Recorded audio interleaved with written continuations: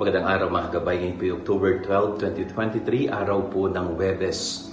At napakaganda po ng ating Ebanghelyo sapagkat inilalarawan dito kung gaano ka-generous ang Diyos. No? Kung paano ang Diyos ay sobrang buti ng kalooban na ang lahat ng lumalapit sa Kanya, ang lahat ng may mga hinihingi sa Kanya ay ipinagkakaloob niya, no, ayon sa kanyang kalooban. The generosity of God, yun po yung sinasabi ng gospel ngayong araw na ito.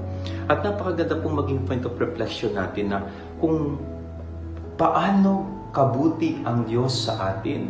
Kung ang Diyos ay patuloy na nagiging mabuti sa atin, hindi ba dapat ganun din dapat tayo sa ating kapwa? No? Humihingi tayo sa Diyos, binibigyan tayo ng Diyos. Pag may kapwa tayo humingi sa atin, ano dapat yung disposisyon natin, no? Hindi ba dapat tayong nakatanggap ay dapat ding magbigay? Hindi yung nakatanggap tayo pero ayaw nating magbigay. No, may mga ganyan pong klaseng tao. No, napakagaling manghingi pero hindi marunong magbigay. No, ito po yung maging point of reflection natin ngayong araw na ito. Kung ang Diyos ay patuloy na nagiging mabuti sa atin, sana ganun din ang gawin natin sa kapwa natin.